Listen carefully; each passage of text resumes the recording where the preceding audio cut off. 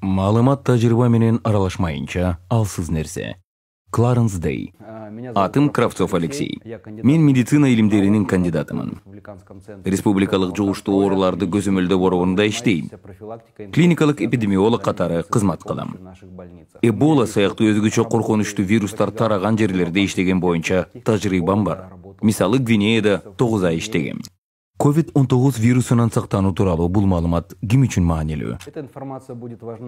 Бул маалымат жугуштуу ооруларды дарылоо борборундагы, поликлиникалардагы кызматкерлерге, вирус байкалган жерлерге чыгып изилдөө жүргүзүүчү жана тез жардам кызматындагы медицина кызматкерлери үчүн өтө маанилүү.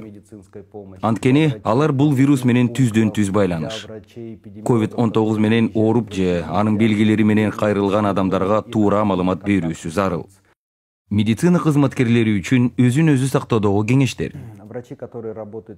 Инфекция таралган жерлерде иштеген докторлар жана медайымдар эң алгач дем алуу органдарын коргош керек.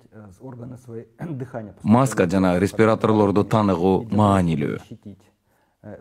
Алар коргоо деңгээли боюнча ар түрдүү болгондуктан жок дегенде америкалык классификациясындагы N95, Европа классификациясындагы FFP2 жана Кытай үлгүсүндөгү KN95, KN100 маскаларын колдонушу керек. Булардын коргоо деңгээл коэффициенти 12. Башкача айтканда, инфекция аэрозолун концентрациясын 12-ге азайтат. Бирок бул маскаларды жөн гана тыныгып койбостон, белгилүү бир эрежелерге баш ийип колдонуу зарыл.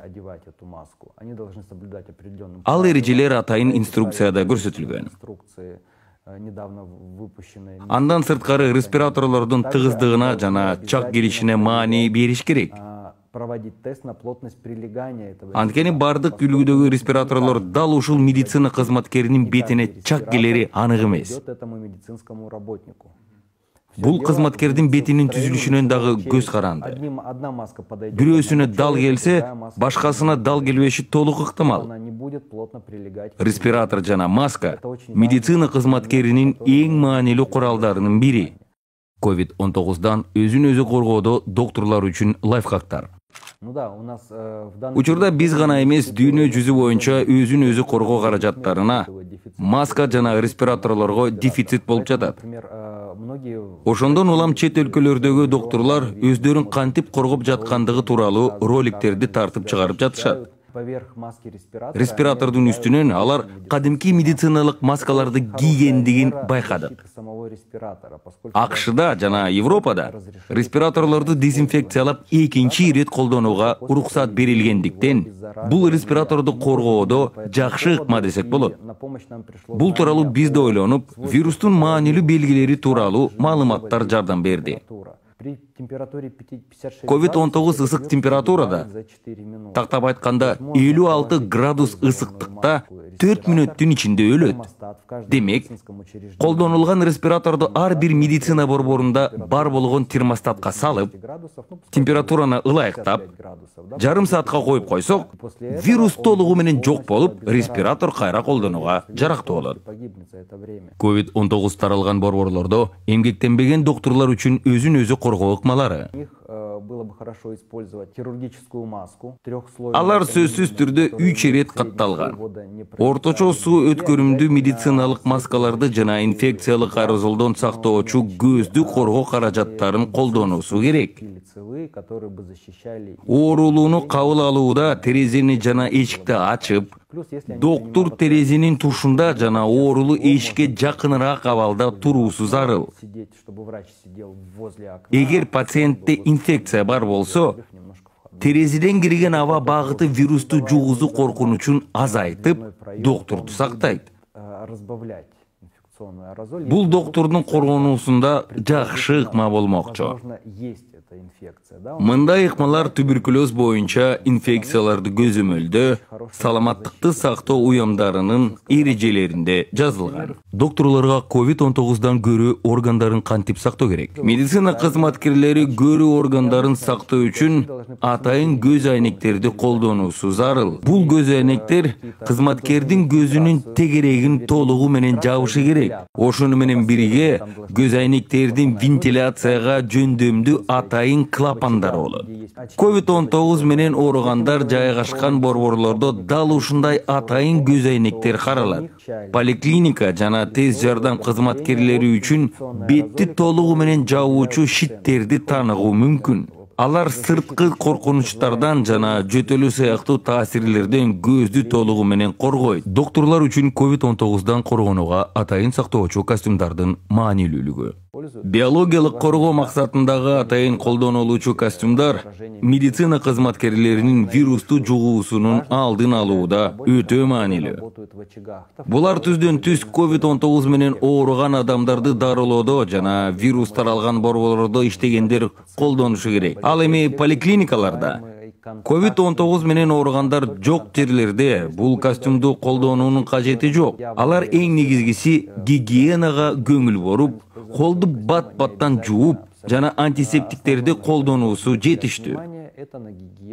Поликлиникада медицина кызматкерлери бул костюмдарды кийүүсүнүн кереги жок. Вируска чалдыккан оорулууну дарылоочу, кароочу докторлар жана медайымдар сөзсүз кийүүсү керек. Анткени инфекция таралган борборлордо жугуусу коркунучу кыйла чоң. Эң негизги эреже бул костюмду туура кийген соң аны туура жана коопсуздуу түрдө чечүү керек. Аны чечүүдө ар бир этап антисептикти колдонуу менен коштолушу керек. Колду бат-баттан спирттелген антисептик менен тазалоо өтө маанилүү. COVID-19 докторларды коргоо комплекттери. Медицина кызматкерлер кандай учурда кайсы коргонуу комплекттерди колдонууну түшүнүү өтө маанилүү. Мисалы, биринчи коргонуу комплектиси респиратор, маска, көрүү органдарды коргоочу көз айнек, коргоочу костюм, мээлей, бетти коргоочу шит. Бул комплект менен вирус таралган борборлордо иштеген кызматкерлер вируска чалдыккан адамды тез жардам транспорту менен алып кетүү муктаж болгон учурда, пациенттерди скрининг кылган борборлордо, обсервацияларда, обсервациядагы адамдарга байкоо жүргүзүлгөн учурларда колдонуу керек.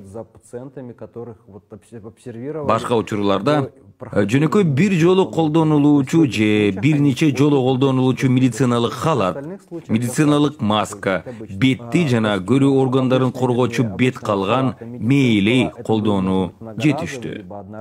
Бул стандарттуу коргонуу чаралары. И лицевого щитка для защиты органов зрения. Медицина кызматкерлеринин кийимин дезинфекциялоо. Медицина кийимдери сөзсүз түрдө дезинфекциядан өтүп турушу керек. Белгилүү бир өлчөмдө оорулуунун шейшептерин салганда эле атайын дезинфекциялоочу суюктукка салып туруу керек. Андан соң ал кийим 90 градус температурасында жуулат. Андан кийин кургатылып үтүктөлөт.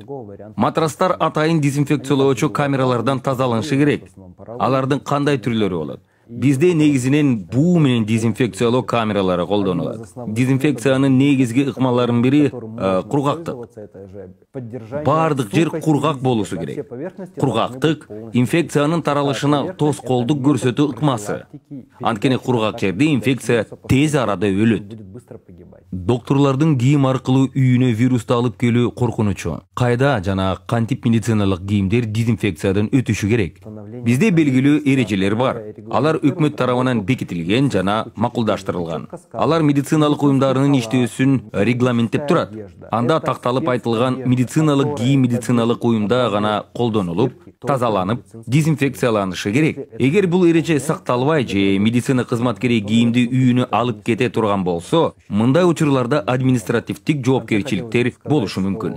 мындай кырдаалдардын үстүнө иштеш керек. Жыйынтыктап айткым келгени, бул эпидемия биздин өлкөдө башка өлкөлөргө караганда кийинчерээк келди. Буга каршы күрөшүүдө биз башка өлкөлөрдүн тажрыйбасына көңүл бурушубуз керек. Алардын каталарын кайталашыбыз керек. Алардын тажрыйбасынан жакшысын гана алып, мисалы Кытай же Европадагы болгон вируска каршы күрөшүүлөрдүн натыйжалуу жактарын өзүбүзгө алып, сактанышыбыз керек. Эң негизгиси, вирустун медицина кызматкерлерине жугусуна жол бербешибиз керек. Анткени силер эпидемияга каршы күрөшүүдө стратегиялык ресурс болуп саналасыңар. Маалыматка ээ болгонуң, сактанганың, эмгегиңер үчүн рахмат.